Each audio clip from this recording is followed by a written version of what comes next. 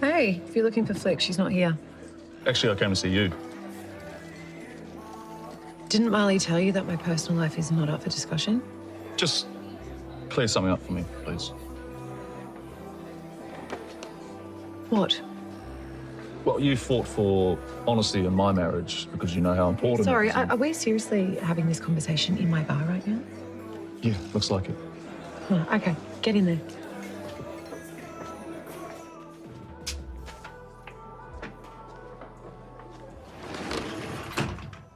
I am not the one who's married, okay? Seriously? Come on, Mac. You're ruining someone's life here. No, I'm not. Oh, so Levi's wife knows about you too? He has her approval, does he? Oh, don't be ridiculous. And, she's never going to find out. I bet that's what Felicity said about me too. Levi's marriage is none of my business, okay? Right, and that's the kind of guy you want to be with? One who cheats on his wife? You know what? Not everyone is perfect like you, Tane. Okay, the rest of us really are just mere mortals. I never said I was perfect, Mac. Okay, well, that's great, and welcome back. Have an awesome day. I'm going to go home. We are Si and Sophie. This is Coastal News, a home and away podcast, your weekly episode companion podcast for your favourite Aussie soap. Hello, Sophie. Are you okay? Hello, I'm good, thank you. Better than you, I think. Are you still feeling ropey? I am, yes. Oh, yes. Thanks for that. We'll prelude this podcast with a cough warning. Oh no! Try my bless best. you. But I'm out the other side. Don't worry. I can't believe you got ill over the Easter weekend. That sucks. I think you should get some time back for that. That's not cool. I can. Do you remember at Christmas I was a cripple as well? Yeah, I do actually. Yes. Oh no. I'm paying for my sins, me. I'm telling you. Oh, okay. When's the next one? Is it May bank holiday? Right, we're gonna have to put you in bubble wrap for May, I think. Thank you. Yeah. Oh, ex-religious one. Seems to Oh be. no. Yeah. Well, that's not till Christmas, is it? Oh, yeah. Roll on. Woo-woo. C word already. We're in April. I know. I think all the next ones are all bank holidays, aren't they? I think there's. Yeah. I don't even know why we have them. I just appreciate the day off. Don't you just love it, May? I love May. I love August. Yeah. How are you? Are you okay? We know I'm good. doing all right. No, I'm good, thank you. Yeah, it's been a bit of a week. Clocks change and a short week. I'm all over the place. Sort of discombobulated, but. You made it to pod on Friday, which is fine. Yes. We're podding on. Yeah. That was a fever joke. Fever. Don't blame me for the dad joke. I love a dad joke. Over the way this week. Yeah. I'm gonna go with mixed bag. What about you? It has been a mixed bag. I mean, the only really exciting storyline at the moment for me is the Valerie stuff. Because the Levi stuff would have been, but he's not been on screen, so it's just been a text message and some phone calls. So it's not been that exciting, has it really? Yeah. Well, there was a brief scene very start. Talking. Yeah, he's been out of town, left. So so it's that's not put really... a dampener on your sizzle. It has, yeah. What about you? What do you think about this week? I'm not sitting here going, oh my god, I couldn't stand Home and Away this week. What a chore. No. I'm enjoying all the stories going on.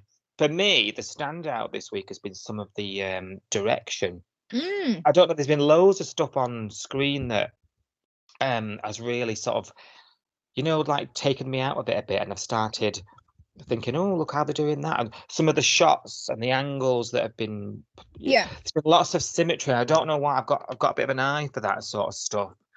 So there's been lots of like symmetry of character left and right, and Vars in the middle, and then there was a scene. I think it was yesterday, Friday's 5-star ep. Theo was having a bedroom boogie. He was. He had a Spotify party on his own. Yeah. Did you notice the oh dear. some of the camera work that they threw in of it, sort of twisting and. Yeah, was that supposed to be because obviously he's high, so it's meant to be? Yeah, there's that illusion of Yeah. probably like the ground's moving. Yeah. Yeah. But I like that stuff. It's out the ordinary. So I've Yeah. quite enjoyed that side of the show this week, I will say. Yeah. Just nerding out, basically. I mean, it always looks visually, it always looks lovely, doesn't it? I mean, the shots in between the scenes are. I often pause them and have a look and see what's going on. I love. Oh, in I the love. stock shots. Yeah, I love a landscape shot. I love looking at the beach from above, or looking at the sea, or I love all of those bits. So it's Thoughts all. on the old special effects shot? Well, you had to tell me about this because I was doing the tweet launch. I was looking at my phone, and then I got a message from you going, "Did you see that zoom in to Salt?" And I was like, "No, I did not." But you kindly sent it to me, and it got us talking, didn't it? Because I was like, I don't, because you were like, "Have they done that?" And I was like, I literally have no idea. So I think Marty came and gave us the answer on Twitter, didn't he? Thank bless him. He did, and the director of that of this block, if you like, that episode, David Caesar, you taught him, which was like mind blowing. Yeah. And he was like, he's one of the greats. I was like, yeah, we're loving the work. Yeah. But they must have had, so like the exterior must have been special effects. Yeah, it The must have been. interior is in the studio, like 200 meters away or whatever. I can't get my head around stuff like that. I just, you know what I mean? I just can't, because I don't have a very creative brain. Like you can explain it to me, but unless I can actually see it, I can't get there in my head. Well, I was rewinding it a lot, thinking because if it was actually like a drone shot of the external of the club, which actually it's quite obvious it's not when you look at it, when you pause it and have a look around. Yeah. But at first glance, I thought if it was, I thought, how have they then? Okay, yeah, they've zoomed in, but then I was like, there'll be a cut somewhere where it then becomes the studio shot, and I couldn't find it. I was like, yeah, my mind's going mad here. I'm like, this is so good. Quickly send it to Sophie. But then I get all confused because then I'm like, well, if the whole of the outside is CGI, then how do I know Xander's even real? And is he just another CGI kangaroo? I'm just confused. What's real and what's not? My brain can't handle this. That bloody kangaroo, the forgotten character. I think Xander's CGI now. I don't think he's real. But there we go. That's just my theory. That could write us out of a couple of messes. Right. Do you want your headlines? I do. Cash insists the investigation into who is the Mystery Surf Club donor is dropped. But we all want a blooming no, Cash. Spit it out. Yeah, it's dragged on too long. Mac is put in a place by Levi. Eden and Remy call a truce as she gives her victim impact statement to the court. Leah moves Valerie into her home under a cloud of suspicion, and a sizzling night of romance gets underway at Salt. Please take the time to like, subscribe, and review Coastal News wherever you source your podcasts, and ensure you never miss an episode. Right, Cash. Beginning of the week, let's do it. This was the story I wanted, but he's calling, but it's the story that I now want to end. He's called a meeting between John and Rue. Meet me down the Surf Club at the new hangout space that we just walked through. Meet me there, and he says, "Look, I want out of the investigation. It's a dead end." And they're like, "Huh? What?" Pair of them actually, I couldn't believe what they were hearing. She's like, "I'll give you more money." Like, do you need more cash? And he says, "No, drop it. Trust me." So of course they're not buying it. They know he knows something. We know he knows something. We know he's spoken to whoever it is on the phone, and we know things like, "Oh, we've not phoned in a while." But we know you know everything, so it's somebody Cash knows but hasn't spoke to for a while. We're having sleepless nights here about this, right? Because we just need to know. Later on, Rue calls Cash on her own, and I'm thinking, here we go, eye roll moment. And surprisingly, he just says to her, "It's all above board," and she's like, okay, I've now to worry about. And he said, and I'm not going to tell you, so you might as well drop it. And she agrees to on the face of it. Like that seems to.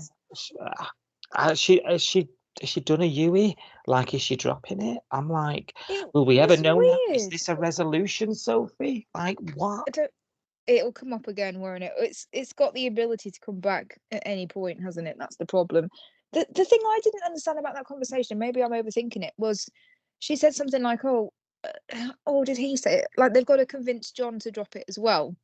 And she says, "Oh, I'll just tell him that you got nowhere."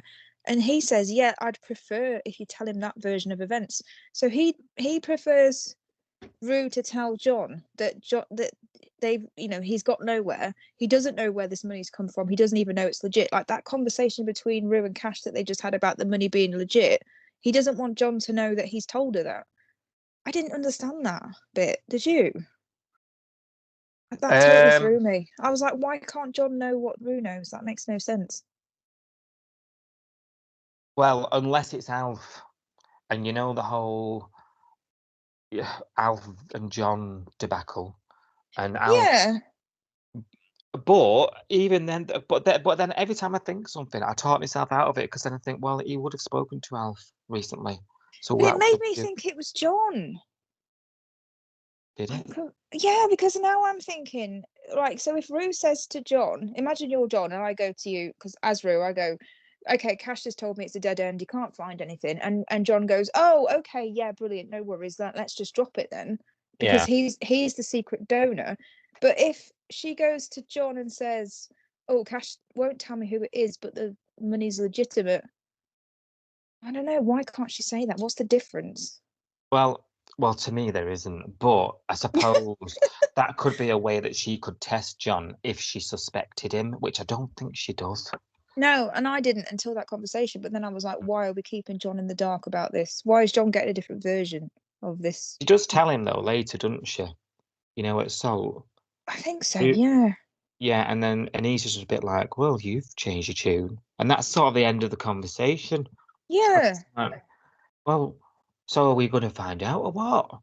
Come I don't on. know. The rumor mill, the speculation and the names that are being dropped on social media has been hilarious because some of the some of the theories are insane. Well, So I'm not going to lie, that's been more enjoyable than the storyline itself. it has. Because Mm. to my mind, it's someone that's got Cash's phone number. It's someone that Cash knows. It's someone that Cash has spoken to on the phone in the past, but not recently. So Mm. it's somebody that's been on the show since Cash has been on the show. Cash hasn't been on the show for that long, so we can narrow it down. And also, the person that's donated the money knew exactly 30k. So I think it's got to be a regular character. But Yeah. the internet does not agree. The internet thinks that it's A. Morag, B. Jasmine, C. Martha. All these people that have not been on the show for absolutely ages. How do they know it's 30k? If it was Jasmine, there's no way Cash would answer the phone going, oh, I haven't spoken to you for a while. He'd be like, what the Yeah. fuck do you want? This is people's wish list of returning characters, this. I think it is. I don't Mm. think there's any. I can't see the logic of some of these theories. Let's put it that way. If this goes the same way as the great diner robbery of 2018, I'm going to be fuming. Whatever year that was. Was it older than that? Was it 2018? I'm sure it was before that. I don't know. It might have been. Nico was about, wasn't it? Because it was like, Yeah. Or maybe it was. Nico, did he rob it or not? Like, I'm pretty who sure he knows? did. I've written him off for that. So Yeah, I he think it robbed was. the diner and then robbed that baby. But The baby was an accident. He didn't know the baby was in the car. was never prosecuted for any of it. No, he did steal the Um, car, but he didn't knowingly steal the baby. And Yeah.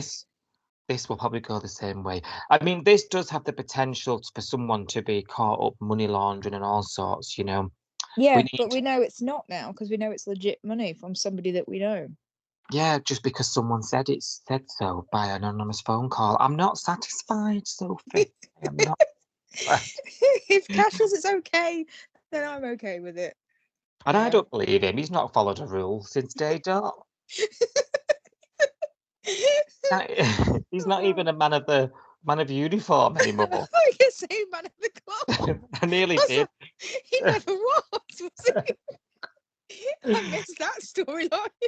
I nearly ended the wine, okay. Right. So, Yes. somebody else who's far from being the man of the cloth is our friend Levi, the man on everybody's lips at the moment. Man of the sheets, not the cloth. Yeah. Between. Between them, yeah. Mark and Levi, they're swapping stories in Dodgy Motel in Travel Dodge about their parents and their affairs, and basically saying to each other things like, "Oh, you can't help who you fall for, lol." And all they're really doing is trying to justify their actions, right? Let's not sugarcoat it. They're both realizing they had it bad. You know, he's talking about what he went through with Eden and it's tore their family up. She's talking about her dad and, you know, and how bad their relationship is because of the very thing they're doing. And they're looking at each other with a look of realization, but then try and reason it with, well, you can't help it though, can you? You know, and things like that. And I was really frustrated. This, for me, bubbled up that frustration that people have with Mac. I'm starting to feel it quite prominently at this point. This for me was a bit of a turning point on it. And then she also, tell me if you saw this as well, because she suggests they go out for dinner and things. And he has to say, oh no, I need to get back to my wife. My wife. I'd had time for a nap, you know, like he's been out all night. He's had time for a nap first, but, you know, and his wife's not wondering what he's doing. And so he obviously goes home. Now, there's this moment where she's like a bit upset about that or looks a bit taken aback. And, you know, that whole we're not going to have a normal, you know, this is an affair. Like, you're not going to be able to do those normal things out in public. Yeah. He drives her to work and she's playing games with him here. In my view, she's kissing him on the cheek out in public. No, she's whispering sweet nothings. She's then bouncing around work on cloud 9. I'm just like, girl, you deserve what is coming. Yeah. It's not real to her yet, is it? Because she doesn't know this woman. So in her head, she can just be like, oh, well, Imogen, blah, blah, blah. It's just a name. She's not real. So I think she's just, when she's with him, she's forgetting conveniently that she even exists. Yeah, that's probably true. Yeah. She's living in that bubble and she's putting the blinkers on to everything outside, sort of thing. Yeah. Because if she actually stopped a minute and actually thought about it and thought about what she's doing, she wouldn't do this because this isn't like her. But she's not. She's just choosing to ignore it and just go, oh, it's just a name in his phone. And it's not until Imogen rings or he mentions her, and then it visibly makes her sort of react, doesn't it? Like, oh yeah, your wife. Like, it's like she's managing to forget her. Or forget that she exists, and I think it's because she doesn't know her. If she was cheating on, you know what it is. If Flick and Tane were still a couple, and she was cheating on, he was cheating on Flick with Mac. Yeah, she'd feel guilty because she goes to work and sees her every day, and she's like, oh yeah, and I'm sleeping with Tane. But because this woman in her mind is just this name, faceless name, doesn't even know what she looks like. I think she's managing to block it out. Yeah, you might be right. Yeah, you're right. If she could see it in real terms, what it could do to somebody. And I think you're right. Yeah, because she's a faceless name, as of yet, as far as we know. I mean, why has she not gone on Facebook? Why has she not gone on Facebook and looked her up? I'd straight on there just to see what she looked like. What does she look like? But then it would be real. She'd be real for her. Then she's got to think about this other person. Yeah. Whereas she wants to stay in the inner bubble, doesn't she? Yeah, you're right. Yeah. She's confusing. She thinks that they're dating. You know, oh, let's go for dinner. Oh no, you can't, can you? Because then it'd be obvious what we're doing, and it's not a date. We're not a couple. Because you know, like when she gets that text message off him, do not message me when I'm with my wife, and like she's proper knocked. She's knocked sideways from that, isn't she? Yeah, every time she gets mentioned, every time, she's reminded that he's married, she kind of visibly goes, oh God. And it's like, how did you not know? Yeah. Now, I did you mean, notice last week? stupid. Yeah. Yeah, last week, Imogen phones and he red buttons her, and Yeah. she's all hers, and they're in that, Mhm. they're in that comfort of the motel room, and nothing exists outside of that strong connection, let's call it. Yeah. This week, it's spun round. He's Mm. chosen his wife. He's with, Mm. that's where he is, and Mm. she's not allowed to message. He won't message back. Whereas, so there's a bit of a juxtaposition from Yes. Yeah. who he's chosen and who he's prioritized from week to week here. And I think Yeah. that's why we've seen this side of her come out. Yeah, absolutely. I mean, she's stupid to text him, "I miss you" on his. Do you know what I mean? Yeah. Is she trying to get him caught? I don't. Well, this is what I mean about playing games. The kiss on the cheek out in the car park, texting Yeah. him. She's not behaving like it's an affair. And I'm a No. bit like, it's a bit unfair of you to try and trip it up if that's if that's her intention. It's a bit Mm. of a grey area morally, isn't it? Mm. Marley's worried about her. Come, Kelsey, please. Um, and then gives her the third degree when she gets home from work about Mm. it. And this line descends into a bit of a row, actually. I thought you didn't want to be that person. Let's hope you're okay with what you're doing. Mm. And of course, he's not seeing what us, the viewer, are, in that she's actually not okay when Yeah. things arise. I think you're spot on, Sophie. She's looking at this like a dating situation. She's not considering the affair and what No. she has to sacrifice for that. No. At this stage, the next day she's woke up getting a breakfast lecture, and no, just bacon this time. Doesn't want to argue, but our old chum Tani walked right in. Why do people on soaps fly back from countries and don't tell anyone until they walk in the door? I know. Nobody's Why got is that? mobiles. Nobody's got mobiles on soaps. They have I to know, turn no up one goes. physically. No Instagram, like just at the boarding gate. you know. Exactly. Now Oh. he's there, and there's this scene where Mac thinks that Marley, new public enemy number one, has told Tani all about it. So she blurts out, doesn't she? Yes, it's fine. I'm having an affair with a married man, and Tani nearly chokes on his breakfast. And shooketh he was to the core. Yeah, he was. And yeah, basically, he's getting a bit judgy at this point. He ends up going down to Mac to have a talk in the old stock room there. Yeah, yes. Very interesting conversation, Mr. Stockroom, and I want to hear your thoughts, because I was like, why? Why is this man comparing his marriage to this? Yeah, I mean, this is interesting anyway, because if you think about what's happened recently between Mac and Tane, his marriage is essentially over because Mac thought, he deserved to know the truth about what Flick was doing, and she took it on herself to set, to try and get that ball rolling and say, there's something wrong here and she's lying to you. And so there's already been that kind of like she's interfered with someone else's marriage, and the outcome of that has been that they've separated. I'm not saying it's Mac's fault, but she did feel like it was her place to say. She's saying to Flick, you need to tell him. You can't You need to just speak to him. Yeah, if yeah. you don't tell him, I'll tell him. But then with Tane, she's very much of the opinion of, oh well, Levi's marriage has nothing to do with me. It's not my business, and it's not this, and it's not. And I was like, I feel like you were, Standards of the double. yeah, hypocrite much. I'm not sure. I mean, you're right. Why is Tani comparing this? I mean, he's saying, last time I was here, before I went away to New Zealand, I slept with Flick. It was a mistake. And I was like, yeah, but you're married. You are actually married, you guys. You're not cheating on each other. You're not, you're not having an affair. That you're allowed to sleep with your wife. You might be separated. That's not scandalous. It's No. awkward, and it's it shouldn't have happened, and everything else, and it's caused a load of other problems. But it's not the same as her sleeping with a married man. How can you compare the two situations? It doesn't make sense. Exactly. I don't know. How do you feel? I didn't get it, because I was thinking, well, there's no infidelity here.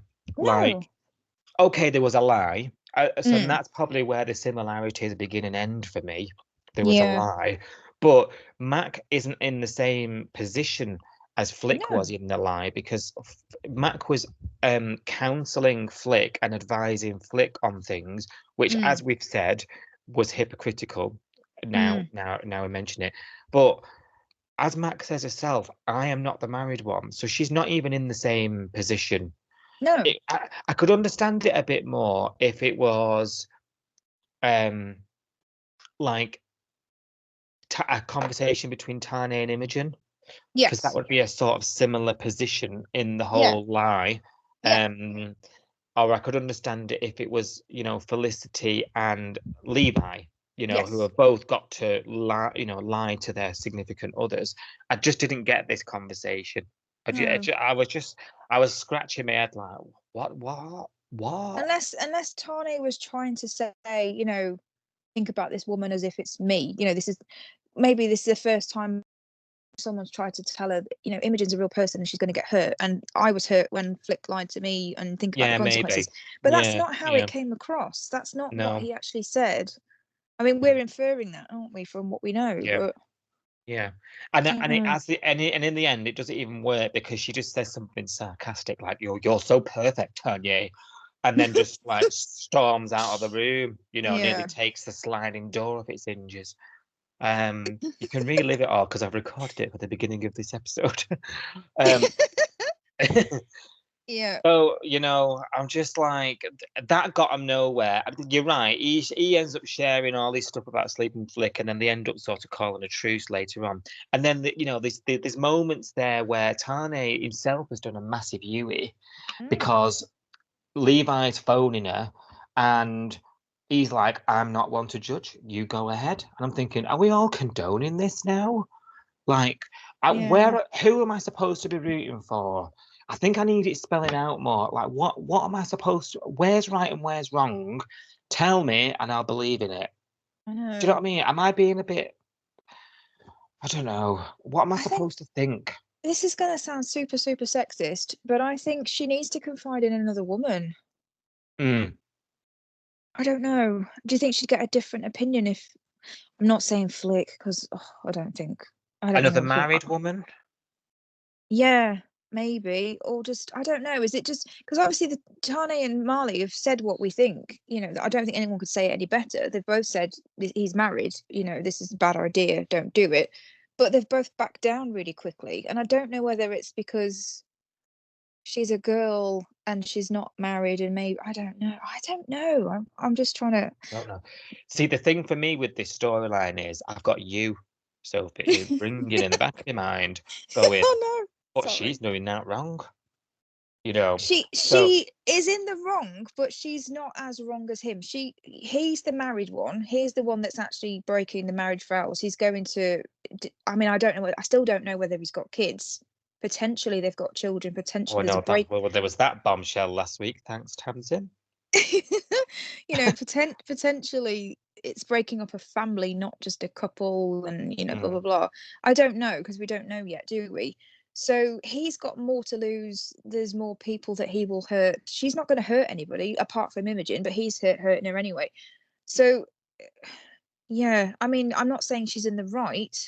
I'm not saying I condone what she's doing, but actually, she's single, and I think, if you have to pick a worse person, if there's the worst person having the affair, then Levi's the worst one. But I don't know. It's difficult. What are your thoughts with Marley sticking his oar in again? Because he's doing it as well with Flick and Tane this week. You know, when he gets with Tane's back, but he's not back for good. Yeah. Back for good. He's not doing a Justin take that this week. No. He's saying, "Look, I'm back, and then I'm going to pay again to leave." But I suppose he's got a business to tie up. So he comes back, doesn't he? And he says, "You know, I'm going to move to New Zealand. That whole mistake, sleeping with Flick. The only way I can do it is to get out of there." And he tries to tell Flick, but it doesn't happen. And Marley ends up stepping in and saying, "Go talk to Tane." she's like, I've got all the time in the world to do that, and he's like, you might not. So then Mm. she must clearly time it well with the bus and gets right up to the farm. Once again. As soon as she turned up at the very next scene at the farm, I thought, gosh, that must have been the express. That bus must run more than twice a day now, surely. Yeah. Yeah. She must have been just in time for the express, no stop. And she's up at the farmhouse in a frock because she's, ready to go ahead with the moonlight sizzle thing. And then she's like, "You're leaving? Where are you going? I promise you. I'm she's basically imploring him not to go, that she's not going to get confused. Her feelings were a bit mixed after they slept together, but she knows now it's over. And he's like, what about if we both move on? And she's like, well, we'll both move on then. And he's like, I'm not sure. She looks like she's convinced him to stay, but that was Marley's doing as well. So he's sticking his nose into everyone's business here. He is, and ignoring his own conveniently. Well, yeah, because the ripple all week has been hit. Do you know, the only time I've been into him and Rose have been when they've been at each other's throats. That's been woven through the whole week, hasn't it? Yeah, pretty much. Like, he's just ignoring his own relationship and his own problems, but trying to sort out everyone else's. Yeah, I don't know. It's just, it gets giving off bored housewife to me. Like, I don't think it's any of his business. And we wouldn't have got these conversations. We wouldn't have got these storylines moving if he hadn't done it.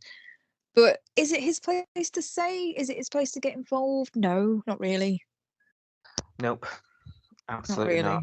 Really. And it's a turn off as well. Yeah, just it's kill. It's a gossipy, yeah. Oh, I know something you don't know. Oh, go and talk to Tane. I don't like it. I mean, I've been going off Marley for ages, but I don't like it. But do you know what? If it was a funny character and he was comedic with it, I wouldn't mind it. Yeah. If it gave us a bit of, but he's not even. It's not. Like if it was John doing it, for example, we wouldn't be even batting an eyelid about it. No, because John would say it in such a clumsy way. Yeah. It would just be like, oh, for God's sake, John, just why don't he opens his mouth and words come out, whereas Marley's going up to her and going, well, you should go and talk to Tane.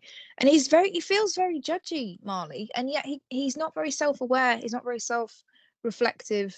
He doesn't see when he's been a walking red flag in his own relationship for a couple of weeks now, and he doesn't seem to see that he's a problem. I'm going off him. Yeah, again. We're not a fan. No. I suppose we'll see what happens. I mean, for me now, there's a load of couples crumbling. Tonicity, they're in bloody crumbs all over the carpet. We've got Rose and Marley, they're on the way out, aren't they? I mean, we would have fizzle watched them back in the day. Yeah. But I've lost the jingle. I'm glad. You remember recording that? 3, 2, 1. Fizzle.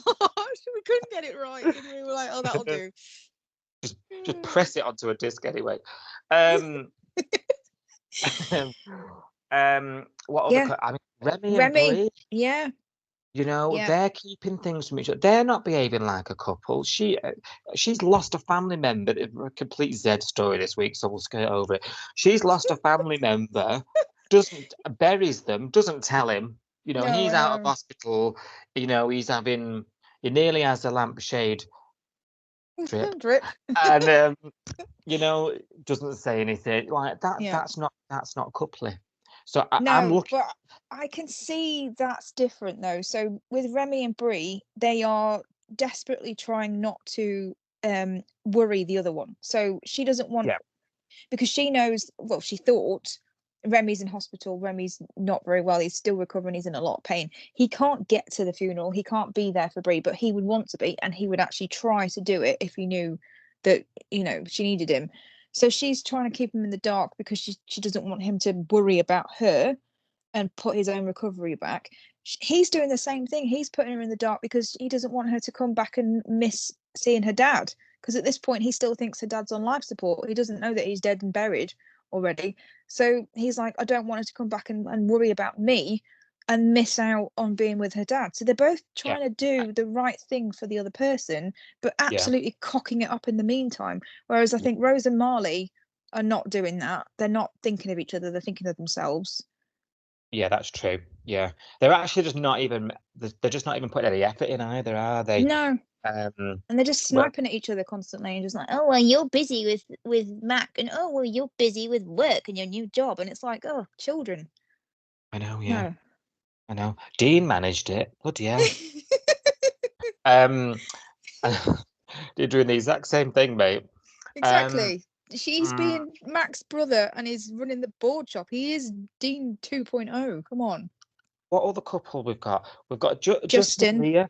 Yeah. They're in tatters as well. Although it Mm. looks like we're managing to, get back. But I'm just all the couples have gone to absolute shit. Mm.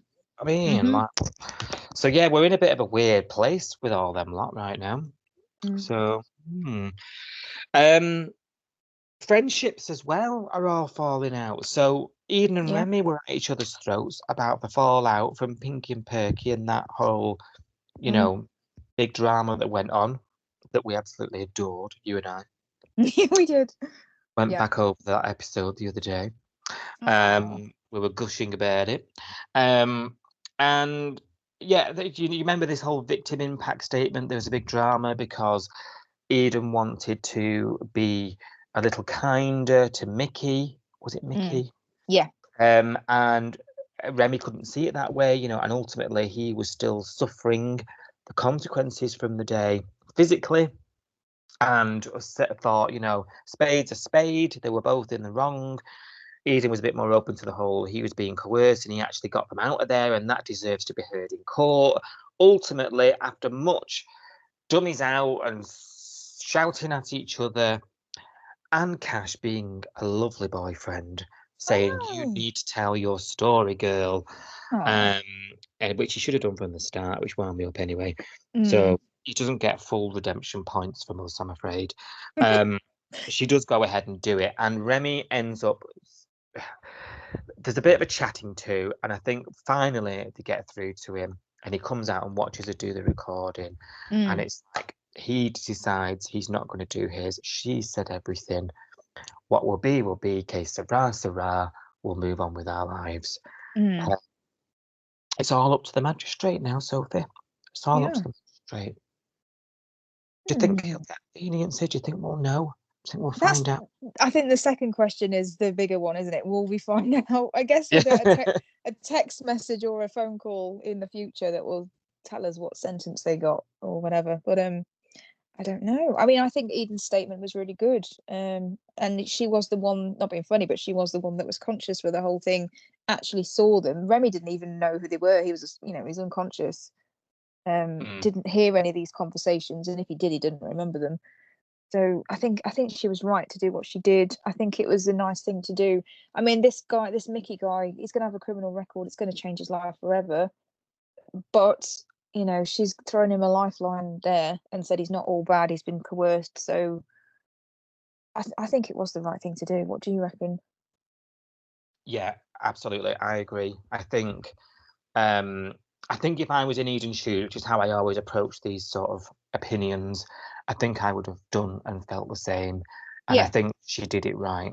And, and I agree. I think he'll not get off, but I think he should have a lighter sentence because ultimately they're alive because of him. Yeah. It could have been so much worse if he hadn't done what if he hadn't said, because at first he'd agreed to dump Remy at the hospital, hadn't he? But then he chickened out and left him at the roadside. But he did call 000 and get the ambulance. And if he hadn't done that, it would have been murder, wouldn't it? Essentially, or manslaughter or whatever, vehicle manslaughter, whatever crime. I don't know. I don't think it's murder without motive, isn't it? And I don't think they intended to kill him. But yeah, it would have been a much more serious situation. And then I don't think she would have been as lenient, would she, with him? So no, that's true. That's true. So that action really saved his bacon. Yeah, it did. Yeah, I will find out if it does anyway. Right, Leah, she's back at work. speaking of bacon, she's there frying it up.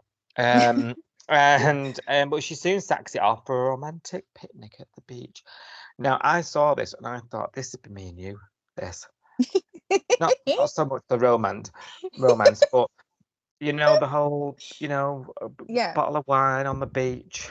Yes, when we Looking get to out to Palm sea. Beach, I will Yeah, get us a picnic yeah. basket. Do you remember Yes. when anyone went to the beach, everyone used to go to the diner for a wicker basket? Yes, That stopped happening, if you don't, and they used to have the cutlery and everything. That stopped happening, if you noticed.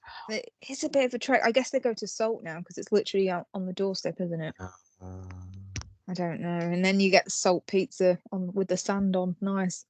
Yeah. Don't know. Yeah, because they had a good spread. They had like cheese, didn't they? And Mm, it was a good spread for an impromptu it was. picnic. But I was like, that'd be a bit of us, that. I want to have a picnic up the lighthouse as well. Oh, bloody hell, we're going to get up there. I don't know. I think the wine might help us power walk up the hill. Yeah, or airlift. Yeah, well. Get saving. All seems to go well with this picnic. And he's like, he even walks her back to work, bless him. And he says things, and I honestly I had to close my eyes and just listen because I thought I can't watch this happen. And he goes, "I love you. Will you come home?" That was my Justin impression.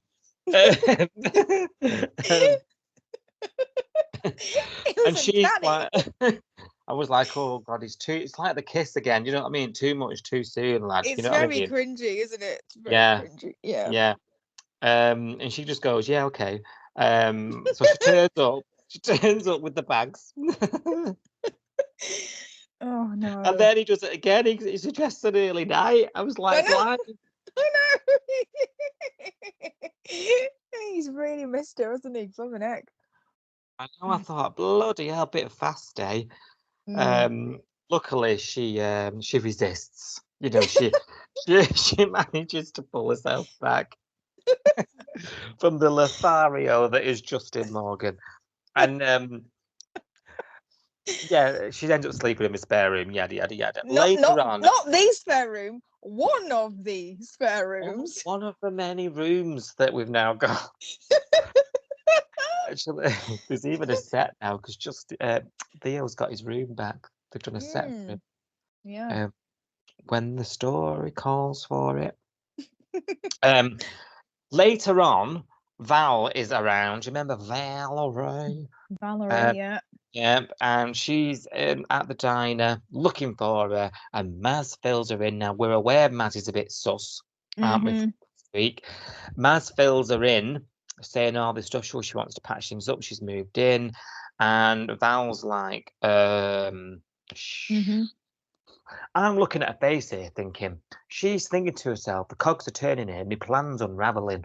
Yeah. Right. Was you thinking the same? That was my initial, She's thinking about herself, isn't she? Because she's got, at the moment, Valerie's got one of the caravans. Mr. Stewart said you can have one of the vans and, while you're stopping here. Temporarily, yeah. I think. Now, the only reason she's got that is because Leah is obviously friends with Marilyn and Mr. Stewart. If she moves back home, presumably Valerie's got to vacate the van eventually and go back to her life. She doesn't want to do that, does she? Clearly. Nope. And as soon as she gets wind about all these rooms that are over at the Morgan house, she's like, she's in there, isn't she? She had muscles right in. It wasn't even subtle, was it? It was like, do you want a buffer? I know. Not down the middle of the bed. Maz is there side-eyeing her, thinking, I know. You cow. She knows, doesn't she? Maz has got really good gut instincts. So if she's off about Valerie, then I think we're right to be off about Valerie. Well, I'm going to trust Maz over anyone. So, yeah. If she's not happy, I'm not happy. And so Leah then puts this to Justin, who's let's say he's tepid on the idea, but he does agree under duress to have coffee with her because he doesn't want to put a foot wrong. He's just managed to get Leah home. He doesn't want to drive her away again, so he agrees reluctantly. Doesn't need to go for coffee, and Leah, for the umpteenth time this week, checks on supplies for something, and then leaves him on his own with her. And he's like, come on, what's your story? And she hits the flaming roof about asking her why she was in the clinic all that time. Yeah. This, for me, tell me what you think. This was calculated, this response. Yes, I agree. I agree because he said, "Oh, tell me what's your story," which is really vague. And she said, "Well, what do you want to know? Do you want to know why I was in the clinic?" And he said something like, "Well, if you want to share." And before he'd even finished the sentence, she flew off the handle. And I thought, Yep. he wasn't saying, "Tell me why you're in the clinic. Tell me what's going on. Tell me if I can trust you." He wasn't saying that at all, but she took it that way and ran with it. Yeah, yeah, I Did agree. you did you have the same impression? Yeah, because most people's response to tell me your story would be like, born in Tassie, uni Yeah. in Dubbo. You know, like, Yeah. you basically give a brief history of you, wouldn't you? Yeah. 2 siblings and 1 dog. Like Yeah. Inky Dinkyville or whatever. Like, but no, she used that as a weapon. Yeah. And actually, what that did was equip her with power, in my Yes. opinion. Yeah.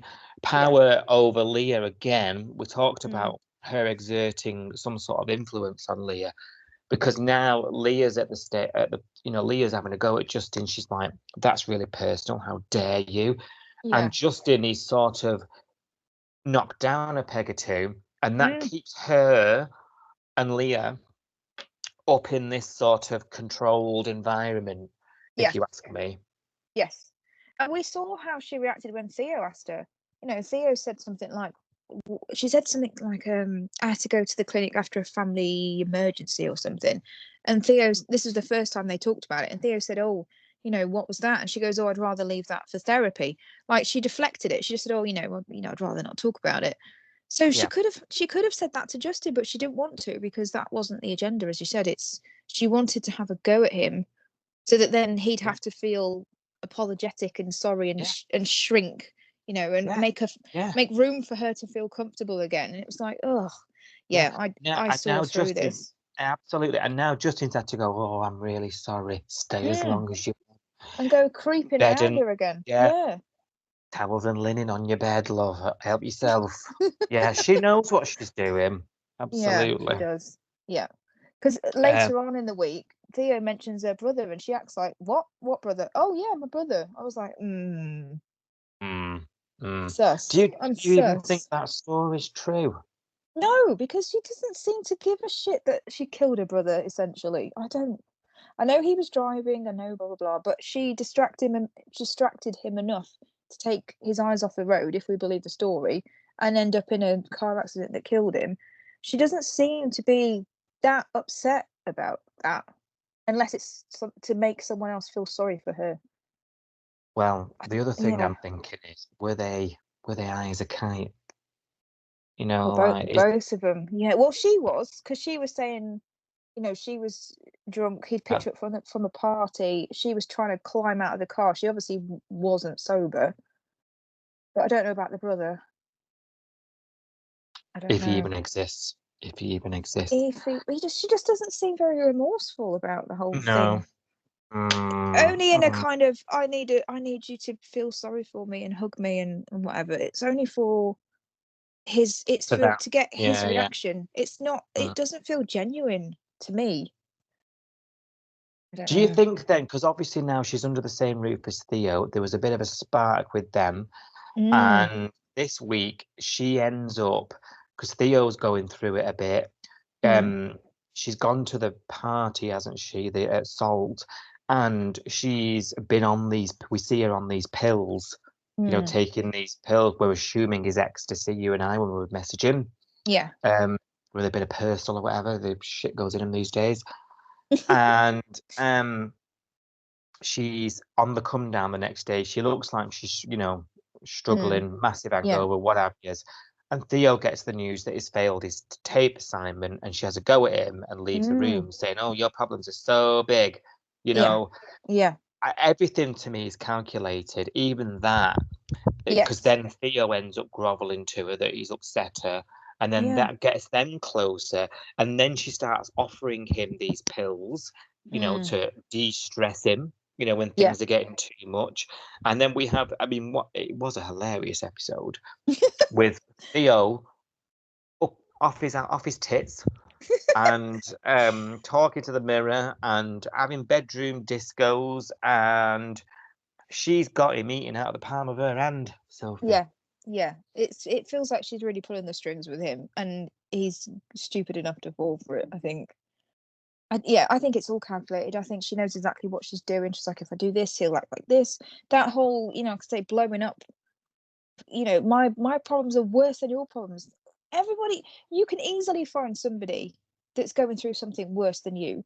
You know what I mean? Or you can find someone that's going through something easier than you, but you don't throw it in their face and say, well, my problems are bigger than your problems. That's not how it works when you're friends with someone. You go, oh, I'm really sorry to hear that. Tell me about it. It was his moment to vent. And it wasn't like it was halfway through a conversation of her being upset about her brother. It was just totally out of the blue. He goes, oh, God, I've failed. I missed the question. I failed my exam. And then she just snaps back immediately with, whoa, I wish I had your problems, essentially. And I was like, that came out of nowhere, and it wasn't necessary.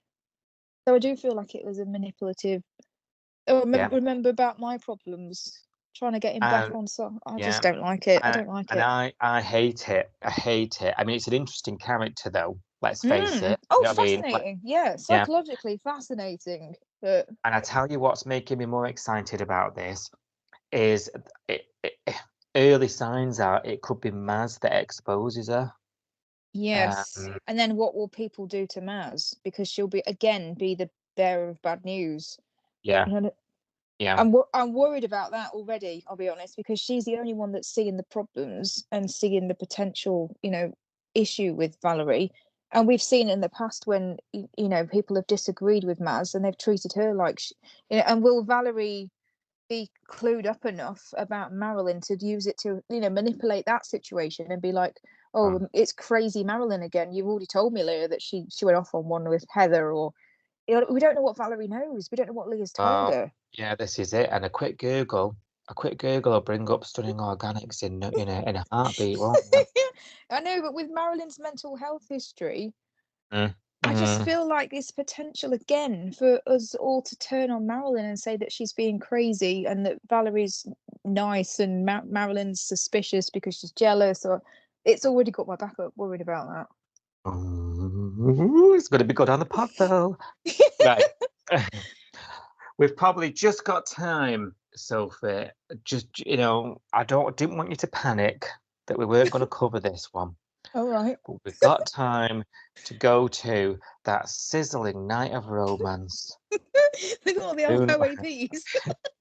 All the youngsters. Yeah. We want to do something that's going to bring all the young people to Salt. Nobody under 40 in that shot of Salt that week. It was more like that we still got the rental on the tablecloths from the fundraiser. What can we do with them? Oh God! It arrived. It was interesting. We had a really fabulous Zoom that we've already discussed at the top of the app. We did, yeah.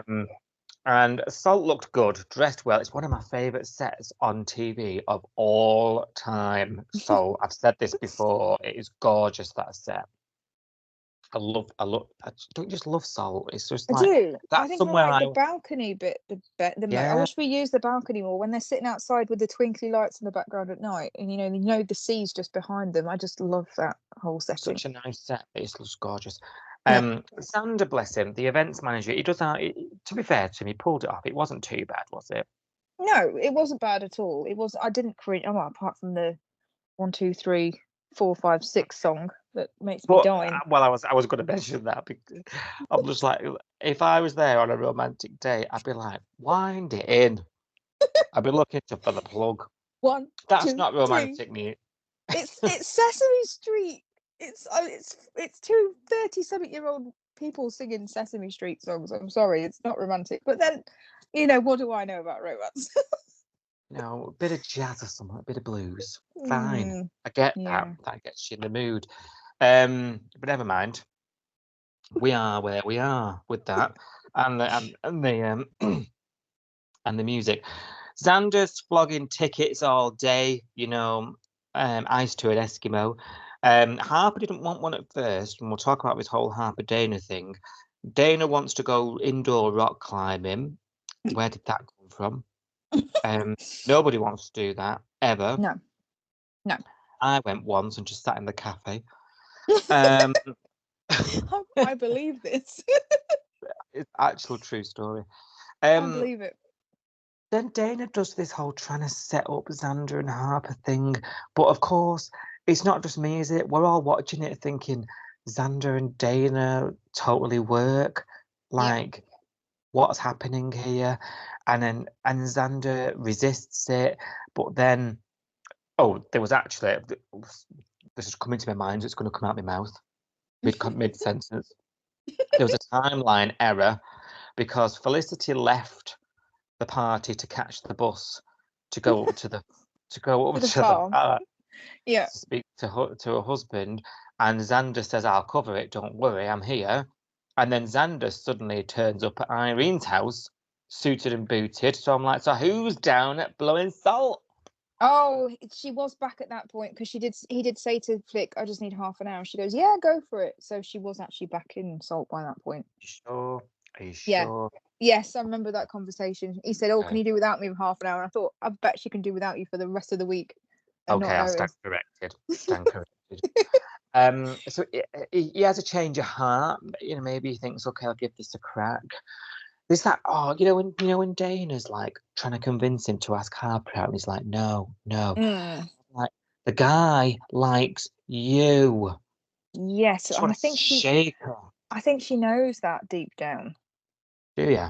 Yeah, I think, I don't know. I've got this weird feeling.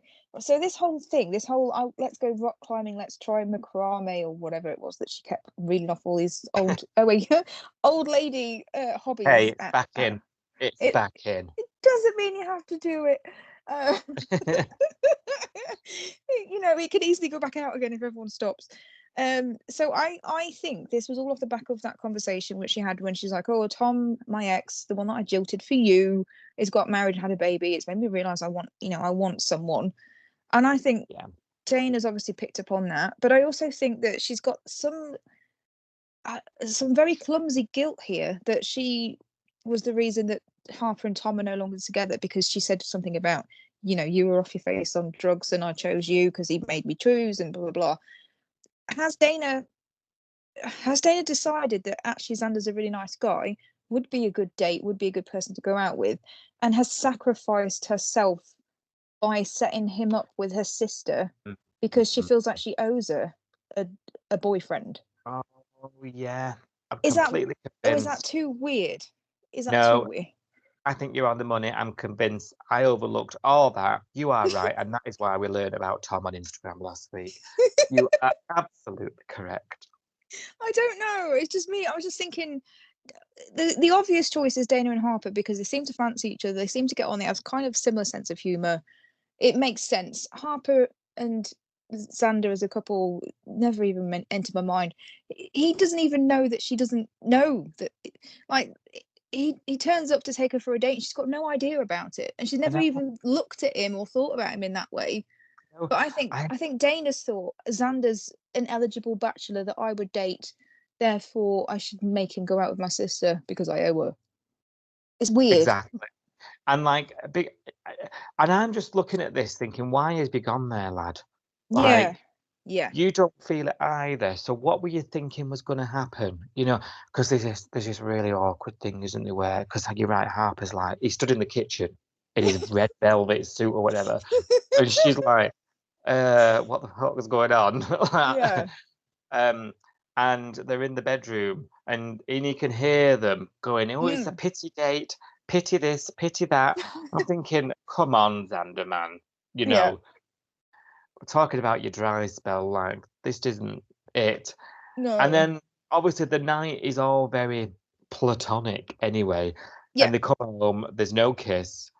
Like, Zayn's the one most excited about what's going to happen. Like, Zayn needs to come to, just be with Xander. Just give it a crack, girl. Yeah, I think they'll get there. It's going to be one of them dragged out things where I mean, Will he will. the next day, I mean, not Harper, sorry, Dana was like, give me the lowdown. I did listen at the door to what you were saying to each other, blah, blah, blah. How do you feel about him?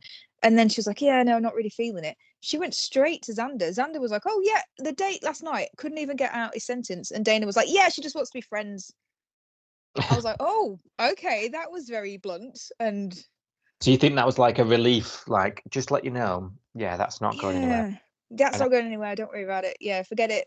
Move on. Plan B. I well, thought she plan needs B to. is you, surely. Well, she needs to act fast because, like she said, they're both hot babes. Mm-hmm. You know, a hot babe doesn't last long on the shelf. No, exactly.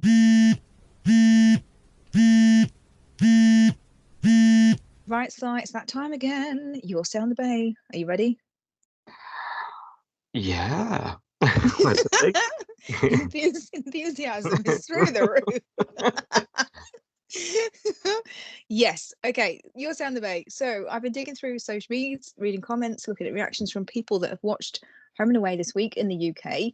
I've chosen a few to read out to you, Si, so we can react to people's reactions. Before that, though, a quick reminder that we are also on social media, aren't we? So if you look for us, Coastal News Podcast or at Coastal News Pod, we're on Facebook, Instagram, Threads, YouTube, Twitter, Pornhub. No, not Pornhub, sorry. Ignore that one. That was a mistake. Not on purpose, anyway. Moving on, and we still tweet along with the show at 6:30 p.m. because we watch it here, don't we, on 5-star in the UK. 6:30 p.m. Monday to Friday, we watch it at first look pace, and we tweet along with the episodes. Hashtag Home and Away on Twitter. So come and find us, join in the discussion, let us know your thoughts, and then this time next week I might just be reading out your comment. You never know. You never know. And we're not on Pornhub, by the way. That was a joke. At least I don't think we are. We're not on Pornhub, are we? No, we're not. At least I'm not. I can't speak for you. What? What? How dare you? I'm only joshing. So It's AI. It's AI. It's AI. Yes. That's my excuse for everything now. That's not an ugly photo of me. That's a bad AI photo of me. Yeah, unfortunately. That's not my peen. That's an AI peen. Mine's much bigger, honest. And my ass is much smaller. But anyway. What has happened to this? I don't know. It's my fault.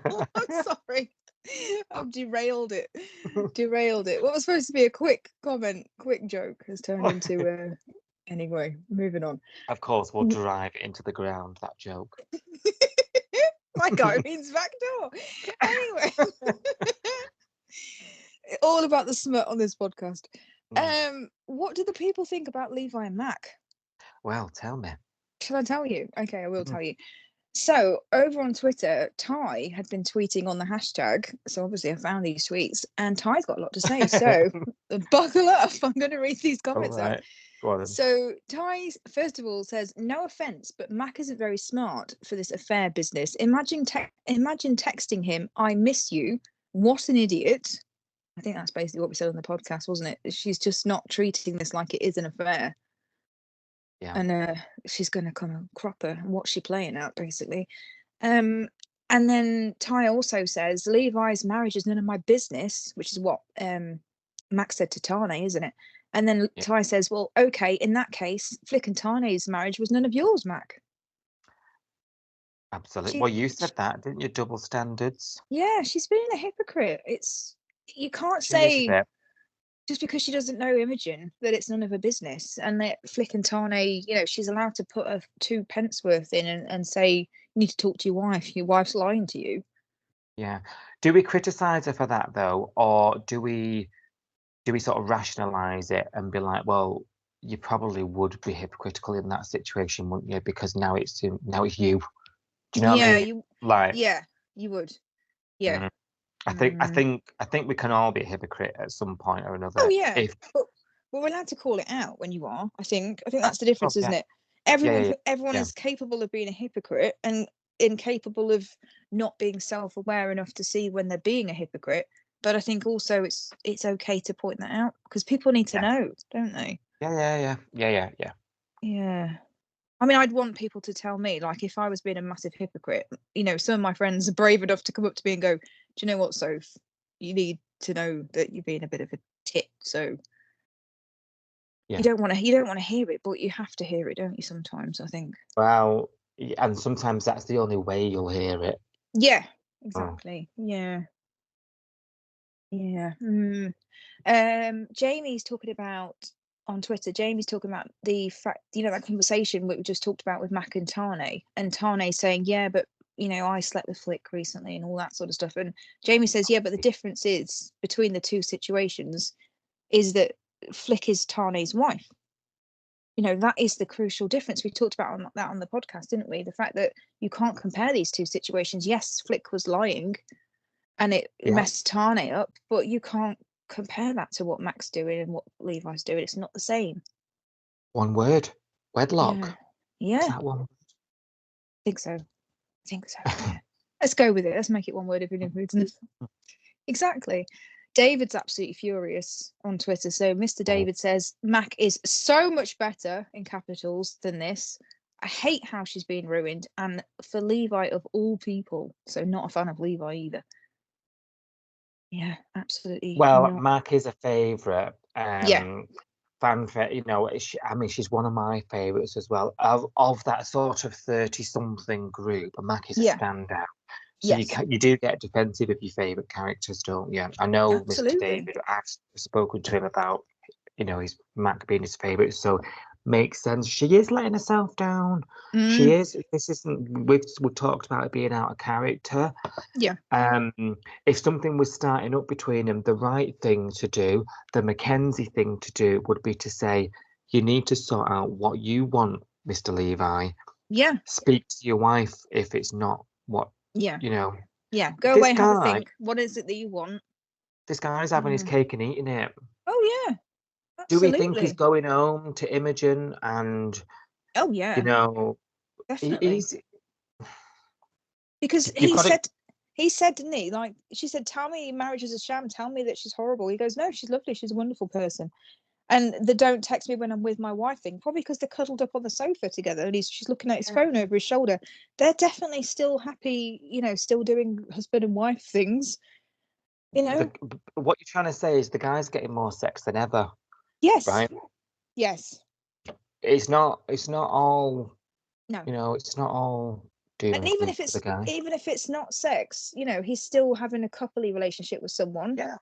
They may not be doing it every night, because who does after years of marriage, but they might be, cuddling on the sofa. Yeah. And you know what? The only person that ends up on their own in this situation upset is Mackenzie. And she's doing it to herself. Yeah. So yeah. I can understand his really strong response, to be honest. Absolutely. And Farney replied to David, and Farney said, it's given me the ick because I just don't believe it after all the stuff with her dad. Yeah. This is the bit, isn't it? And there was obviously that conversation this week of them swapping stories. We spoke about it in the main episode, didn't we? About and how much it ruined them. They just give a look at each other and then make an excuse for it. And you just think that's not the point here, guys. You know the repercussions of your actions here. Yeah. Farney. Yeah, I feel the same, love. Yeah, unfortunately. Okay, what do you think about this then? So Just Jen says, oh, that text, Levi is nasty and Mac is an idiot. Do you think Levi is nasty, sending that don't text me while I'm with my wife? Well, so texts on Home and Away, I don't know about other soaps, but texts on Home and Away, even if you're like the best couple ever, never seem to be signed off with a kiss or no. a little winky emoji or, nothing's not. Yeah. All the texts seem quite cold, don't they, regardless? So the text didn't really stand out to me as nasty. That sounds, to me, strong. But if you saw that, fair enough. What I thought the text was, and I mentioned it, that was Mac being told, you're not first. You're not number one. Yeah, absolutely. And that's what Gina on Facebook says as well. Gina says that text message says it confirms that Mac is the bit on the side and that he's never going to leave his wife for her. Yeah, and then she's got a choice to make now, Mac. She either Yeah. accepts that, and that's the way Mm. it's going to be, or she walks away. Yeah. Yeah. He's absolutely made no reference to, no inclination at all in his actions or anything he said that he's looking to leave her, that he's looking, No. you know, that this is more than an affair. He's just trying, as they said at the beginning, he's trying to get her out of his system because he wants her. Yep. It's pure lust. It's just an attraction thing. They barely know each other. He's happily married, as he keeps saying. I mean, I question this, because how can you be happily married and also shagging someone else? I don't know. But Well, we need to see the marriage, don't we, for that? yeah, But that text was a reality check. it You was. know, Yeah, this is what you've got yourself in for. yeah. Are They you haven't had that conversation, have they? They haven't said, you know, because she said, "Oh, could we go for dinner?" And then she's texted him saying, "I miss you." They haven't had a conversation about, okay, this is an affair. So, you know, we meet up in the motel, hotel, Holiday Inn, whatever it is, and we have sex. We don't go out on dinner dates. You don't text me when I'm at home. You know, they haven't had that conversation. There's no boundaries being put up, and she's treating him like her boyfriend. Mm. I think Yeah. he needs to have that conversation with her and say, we're not boyfriend, girlfriend. We're having an affair. I have no plans to leave my wife. He hasn't Take said it or it leave it. explicitly, has he? But for me, without him saying it, the absence of those words, "I'm going to leave my wife for you," or "I'm thinking about leaving my wife for you," or I could imagine being with you. He's not said any of that. So the fact that he's not No. even said it, I'm like, this is an affair. Yep. And I suspect those words will come, you know. Probably. This always happens, doesn't it? Probably. She says, I can't do this. I can't have no contact for a week while you're with your wife. And don't know when I'm next going to see you. And he'll say something like, oh, you know, I'll leave her for you. I just need time. Blah. It's coming, isn't it? It's coming. Yeah. Yeah. Unfortunately, I think it probably is. I think you're right.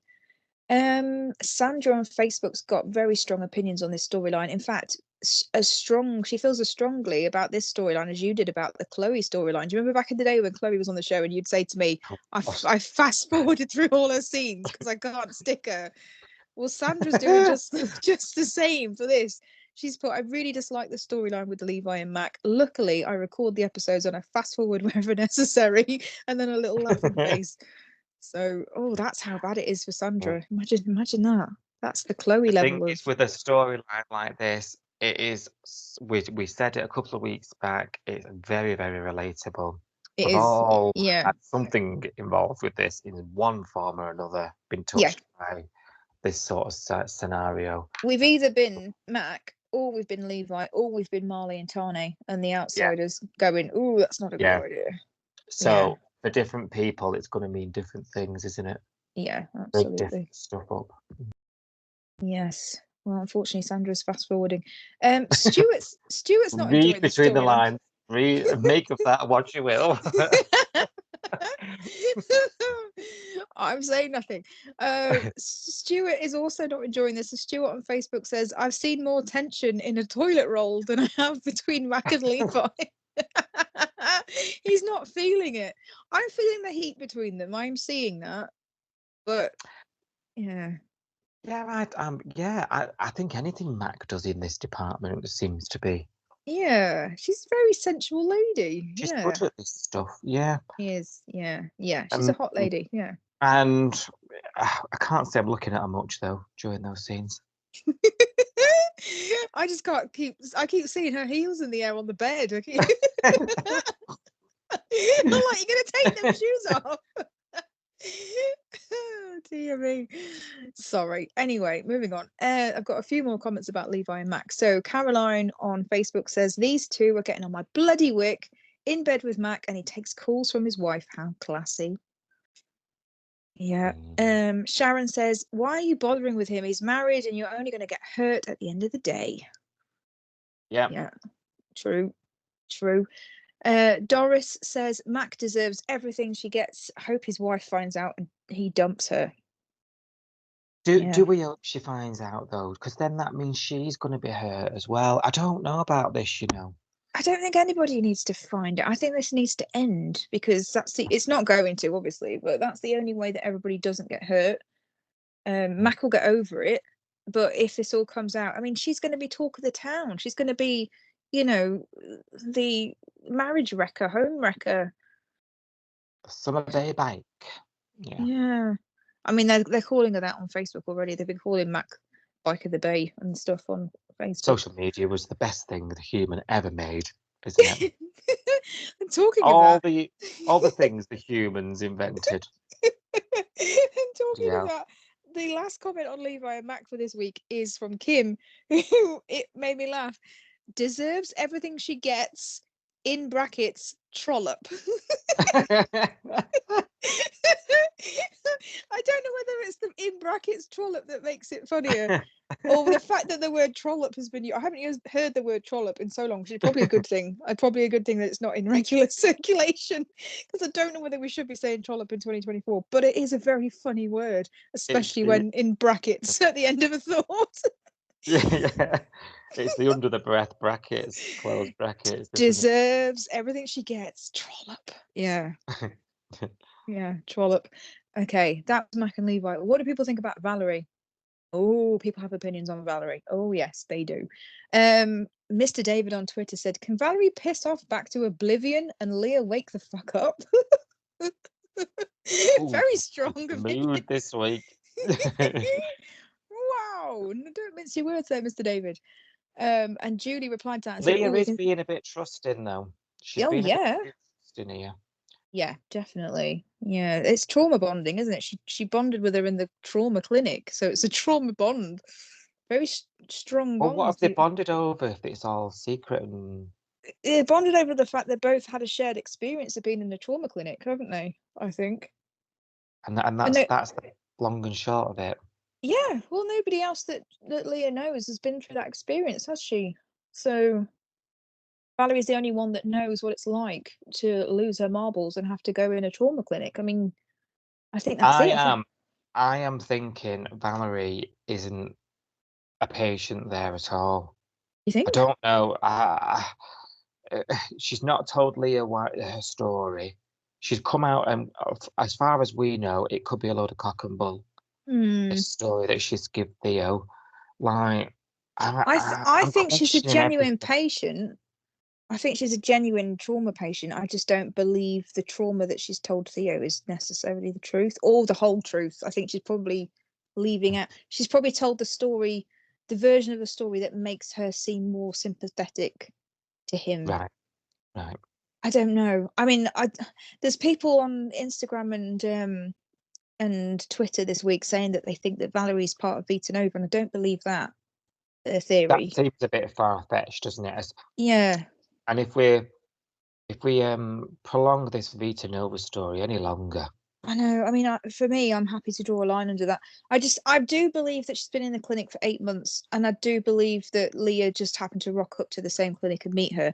I don't believe that she was planted by Vita Nova in the clinic, and that they'd know that Leah would have a breakdown eventually and end up in this clinic and end up roommates with her. I think that's all a bit too contrived for me to believe.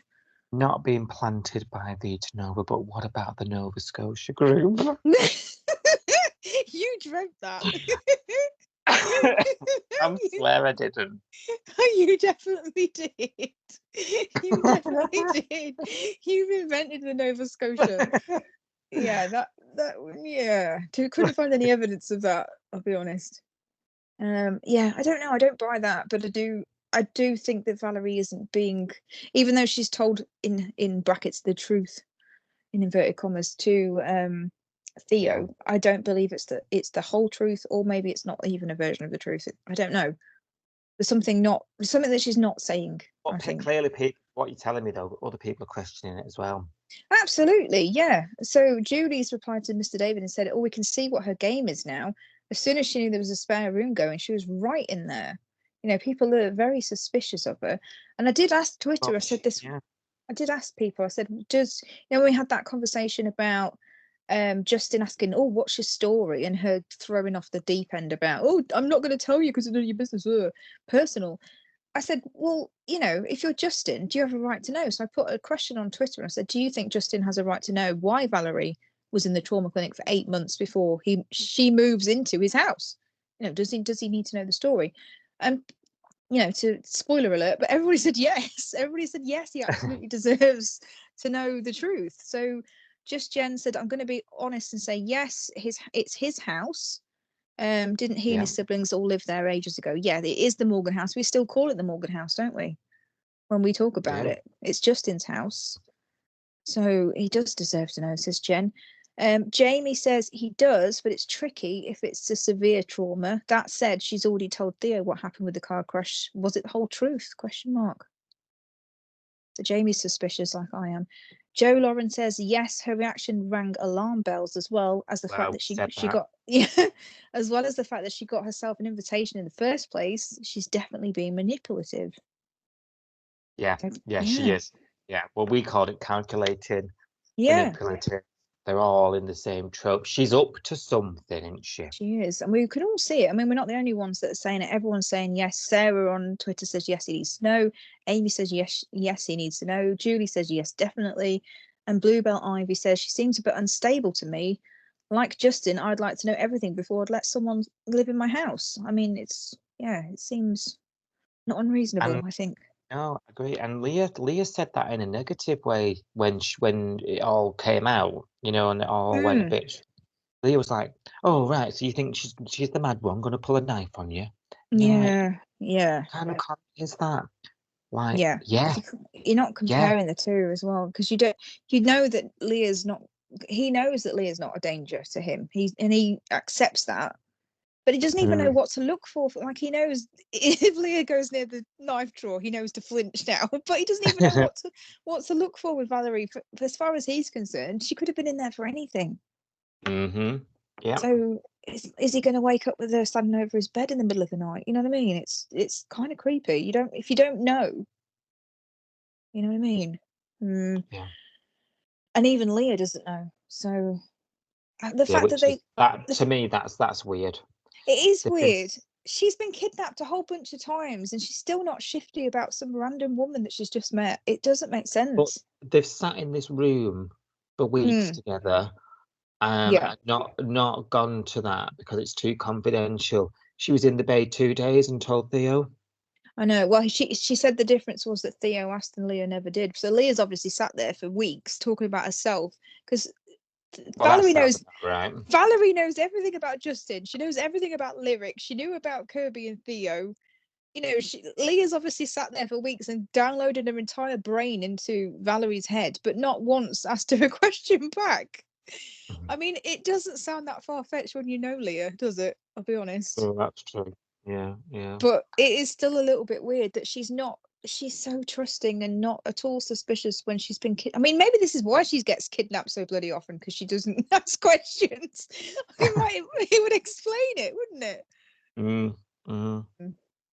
Who knows?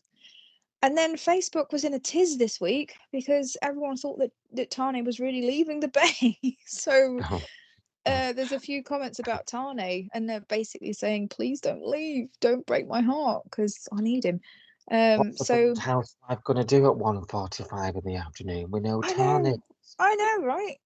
So we didn't think there was any peril of him leaving at all. And these comments were actually left before we knew. They had that heart to heart, didn't they, Tane and Flick? And she said, we'll make it work. You don't have to leave because of me. Stick around. And he went, okay, I'll try. So these comments were before that, when he was saying to Marley, I think there's nothing here for me. So I'll just read out a few of these because, just because people are saying nice things about a character. So Ali says, I hope not, but if that's where his heart is, then move to New Zealand, I guess. Jackie says, oh, stay. I really hope that Felicity and him get back together. Lots of people saying this. Lots of people saying, don't let him leave. Put them back together. Chris has put them back together. Karen says, I'd be gutted, but he's right. Nothing there for him anymore. He was only ever with Felicity, Cash, and Mac. And obviously that link with Cash is weird now, isn't it? Because he would have been his brother-in-law technically, if carried on the marriage. But if they're going to get divorced, he's not going to be brother-in-law anymore. So that's a weird dynamic now, isn't it? Ex-brother-in-law, is that a thing? I don't know. Nikki says, no, he's my favorite guy on there. And Margaret says, no way, put these two back together. But not everyone's feeling it. There's a few comments saying that, you know, they wouldn't be sad to see Tane go. In fact, Paul says it'd be great if he left. He's not feeling anything. Not feeling anything. But most of the comments were, oh no, is he really leaving? On the whole, like, because he's been a big part of the show, you know, the Yes. last years, hasn't Yeah, he? absolutely. I don't want him to leave, but I don't necessarily want him to get back with Felicity. I don't know what you all thought. Loads of the comments were put them back together, make them a couple again, you know, don't let him leave. Put, you know, Tonicity back where they should be.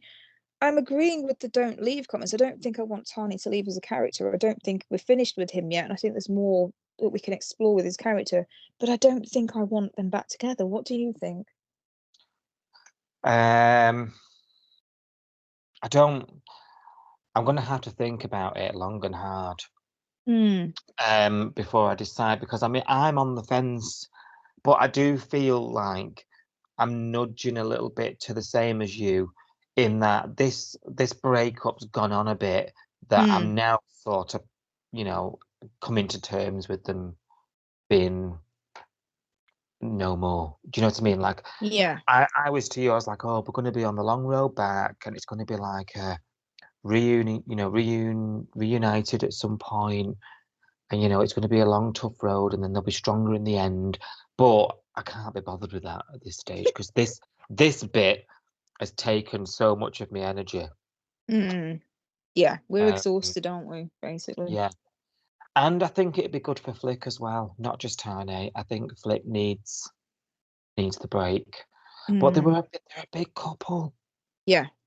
You know, our listeners voted them favourite couple, so they're popular. So the temptation's going to be there from those making this thing. If that's what the audience like, give them what they want. Hold me in your arms, don't let me go. I want to stay forever. Closer.